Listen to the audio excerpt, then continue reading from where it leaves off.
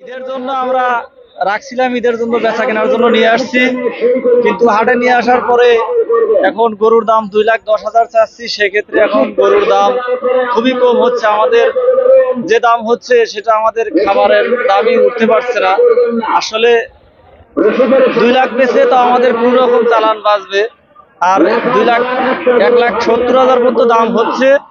এতে আমাদের অনেক টাকা লস হবে, বা আমাদের অনেক খাদ্যর দাম বেশি। সেই ক্ষেত্রে আমাদের কোনো আশা হচ্ছে না যে এই গরু নিয়ে আমাদের লাভ হবে। এতে আমরা আতঙ্কের মধ্যে আছি। গরু আনছি, সকালে আনছি গরু হাটে, গরুর দাম হইতেছে, কিন্তু যেভাবে হইতেছে ওভাবে তোমার খরচের কম হইতেছে দাম। আমি এভাবে গরু বেচতে পারতেছি না। আমি 7 লাখ টাকা দাম চাইছি, তারা 6 লাখ টাকা কয়। 6 লাখ টাকা গরু বেচতে আমার লস যাবো, প্রচুর লস যাবো। বেলকুচি হাটে গরু আছে, আমদানি ভালোই আছে, কিন্তু গরু কিনতে পারতেছি না। গরুর দাম বেশি, গরু ব্যাপারী ভাইরা কম দামে গরু ছাড়তেছে না। গরু কেনা বেচা হইতেছে কিছু কিছু, কিন্তু দাম একটু চড়া। গরু আমরাও গরু কিনবো, কিন্তু দাম চড়া দিয়ে আমরা একটু আছি। গরু কিনতে আসছি, এখনো পর্যাপ্ত পরিমাণ গরু হাটে ওঠে নাই, তবে যেগুলা উঠছে দাম একটু ইয়ার বাইরে পড়তেছে, একটু বেশি মনে হচ্ছে। ঘুরতেছি, দেখতেছি, যদি বুঝে হয় তাহলে কিনবো, না হলে হয়তো নেক্সট হাট দেখবো আর কি। আমাদের এখানে আপনার বেলকুচি উপজেলার আমরা প্রতিটা হাটে আমাদের উপজেলা প্রাণী সম্পদ দপ্তর এবং হাসপাতাল, ভেটেরিনারি হাসপাতাল বেলকুচি থেকে প্রতি হাটেই আমাদের ভেটেরিনারি মেডিকেল টিম কাজ করে। বিশেষ করে আজকে সমাজপুর এই হাট সোহাগপুর, পরে সমাজপুর হাটে সব হাটেই মেডিকেল টিম থাকবে এবং জরুরি চিকিৎসার জন্য বা গবাদি পশুর জন্য এরা কাজ করে।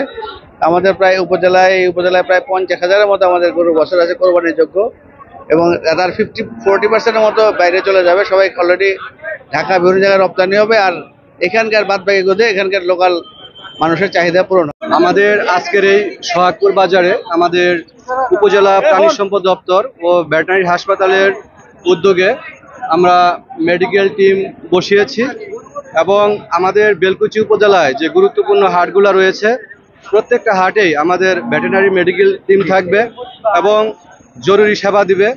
এবং যদি কোনো খামারি তাদের প্রয়োজন মনে করে তাদের গরু ছাগল তারা স্বাস্থ্য পরীক্ষার জন্য আমাদের কাছে নিয়ে আসলে আমরা সে স্বাস্থ্য পরীক্ষা করব।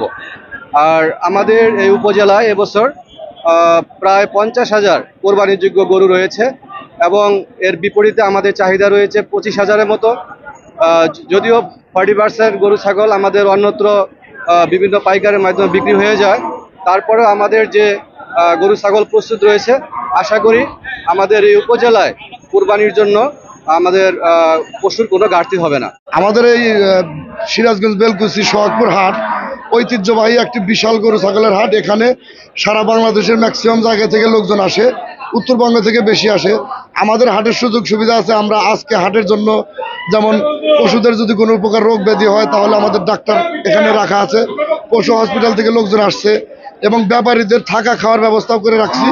তাদের নিরাপত্তার জন্য আমরা ইজারদারদের বিভিন্ন নাম্বার দিয়ে রাখা আছে, যে আপনারা যদি কোনো প্রকার সমস্যা পড়ে তাহলে আমাদের অবগত করবেন, আমরা আপনাদের নিরাপত্তা দেব। তাদের গরু ছাগলও যদি কোথাও রাখার প্রয়োজন মনে করেন তাহলে অবশ্যই আমরা হাটে গরু ছাগল সেফ মতো রাখার ব্যবস্থা করে দিয়েছি।